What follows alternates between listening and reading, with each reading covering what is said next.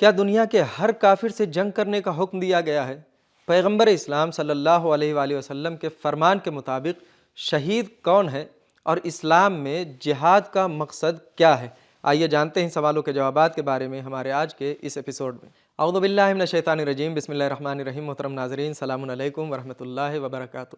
پیغمبر اسلام صلی اللہ علیہ وآلہ وسلم نے ارشاد فرمایا، خیرکم من تعلم القرآن وعلمہ، تم میں سب سے بہتر وہ ہے جو خود بھی قرآن سیکھے اور دوسروں کو بھی قرآن مجید کی تعلیم دے۔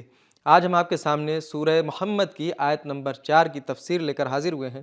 تو آئیے سب سے پہلے اس سورہ کی آیت نمبر 4 کی تلاوت اور اس کے ترجمے کو غور سے سن لیتے ہیں۔ کتاب انزلناه الیک مبارک لیدبروا آیاته ولیتذکر اولو الالباب۔ بسم الله الرحمن الرحيم. فإذا لقيتم الذين كفروا فضرب الرقاب حتى إذا أثخنتموهم فشدوا الوثاق فإما منا بعد وإما فداء حتى تضع الحرب أوزارها، ذلك ولو يشاء الله لانتصر منهم ولكن ليبلو بعضكم ببعض، والذين قتلوا في سبيل الله فلن يضل أعمالهم۔ تو جب تم کافروں سے بھیڑو تو ان کی گردنیں مارو، یہاں تک کہ جب تم انہیں زخموں سے چور کر ڈالو تو ان کی مشقیں کس لو، پھر اس کے بعد یا تو احسان رکھ کر چھوڑ دینا یا معاوضہ لے کر رہا کرنا، یہاں تک کہ دشمن لڑائی کے ہتھیار رکھ دیں۔ یہ یاد رکھو، اور اگر خدا چاہتا تو اور طرح ان سے بدلہ لے لیتا، مگر اس نے چاہا کہ تمہاری آزمائش ایک دوسرے سے لڑوا کر کرے، اور جو لوگ خدا کی راہ میں شہید کیے گئے ان کی کارگزاریوں کو خدا ہرگز اکارت نہ کرے گا۔ بہترین تلاوت اور ترجمے کو سن لینے کے بعد اب آئیے آیت نمبر 4 کے نکات کو بھی سن لیتے ہیں۔ کتاب انزلناه الیک مبارک لیدبروا۔ اسخنتموہم کا مادہ سخن ہے، جس کا مطلب ہے دشمن پر مکمل طور پر غالب آ جانا اور اسے زمین گیر کر دینا۔ وثاق یعنی باندھنے کا وسیلہ، جیسے رسی۔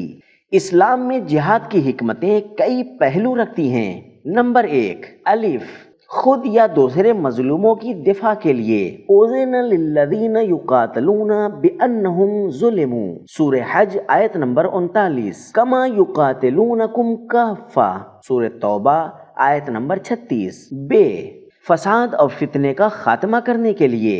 قاتلوہم حتی تکون فتنہ، سورہ بقرہ آیت نمبر 193۔ جیم، توحید کے مراکز کی حفاظت کے لیے۔ لولا دفع اللہ الناس بعضهم ببعض لہدمت صوامع وبیع، سورہ حج آیت نمبر 40۔ دال، اللہ کے احکام اور حدود کے دفاع کے لیے۔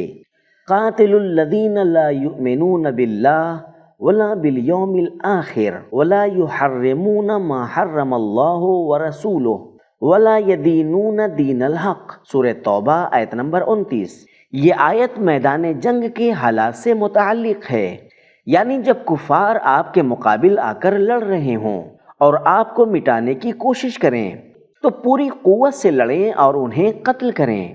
جب دشمن بالکل مغلوب ہو جائے تو قیدی بنائیں۔ جنگ کے بعد اسلامی قیادت کی مصلحت کے مطابق یا تو فدیہ لے کر یا بغیر فدیہ کے قیدیوں کو رہا کیا جا سکتا ہے۔ اس لیے جو لوگ یہ سمجھتے ہیں کہ آیت یہ کہتی ہے ہر کافر کو جہاں پاؤ قتل کر دو، وہ حرب یعنی جنگ کے مفہوم اور قیدی بنانے کے پس منظر پر توجہ نہیں کرتے۔ رسول اللہ صلی اللہ علیہ وآلہ وسلم سے پوچھا گیا کہ اللہ کے راستے میں شہید کون ہوتا ہے؟ کیا وہ بھی شہید ہے جو صرف اپنی بہادری دکھانے یا خاندانی یا نسلی تعصبات یا ریاکاری کے لیے لڑے؟ آپ نے فرمایا، من قاتل لتکون کلمۃ اللہ ہی العلیٰ فہو فی سبیل اللہ، تفسیر فرقان، جو اللہ کے کلمے کو بلند کرنے کے لیے جنگ کرے وہی شہید ہے۔ نکات کو سن لینے کے بعد اب آئیے اس آیت کے پیغامات کو بھی غور سے سنتے ہیں۔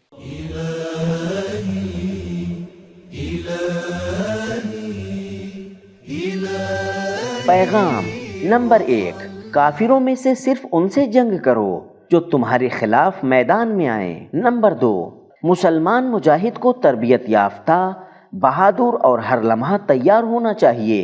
نمبر 3، دشمن پر حملہ کرتے وقت اس کے اہم اور حساس مقامات کو نشانہ بنانا چاہیے۔ نمبر 4، جب تک دشمن مکمل طور پر مغلوب نہ ہو جائے اسیر بنانے یا مال غنیمت جمع کرنے کی فکر نہ کرو۔ نمبر 5، لڑائی کے دوران قیدیوں کو مضبوطی سے باندھنا چاہیے تاکہ وہ فرار نہ ہو سکیں۔ نمبر 6، میدان جنگ میں بعض فیصلے کرنے کا اختیار کمانڈر کو ہونا چاہیے۔ نمبر 7، جہاد کا مقصد ظلم کو روکنا یا ختم کرنا ہے، اسی لیے اسلام قیدیوں پر مہربانی کی ترغیب دیتا ہے۔ نمبر 8، اسلامی جہاد میں طاقت بھی ضروری ہے، فضرب الرقاب، اور نرمی و مہربانی بھی۔ نمبر 9، بغیر فدیے کے قیدی کو آزاد کرنا فدیہ لے کر آزاد کرنے پر مقدم ہے۔ نمبر 10، جنگ اور جہاد اللہ کی طرف سے ایک آزمائش ہے۔ نمبر 11، اسلام میں جہاد کا مقصد اللہ کے دین کی حفاظت ہے، نہ کہ دنیاوی مفادات، استعمار، انتقام یا حسد۔ نمبر 12، اگرچہ جنگ میں کچھ لوگ شہید ہو جاتے ہیں مگر اللہ ان کی قربانیوں کو ضائع نہیں کرتا اور ان کے مقاصد کو پورا فرماتا ہے۔ تو محترم ناظرین، آج کے ایپیسوڈ میں ہم نے یہ جانا کہ کافروں میں سے صرف ان سے جنگ کرنے کا حکم دیا گیا ہے جو تمہارے خلاف میدان میں آئیں۔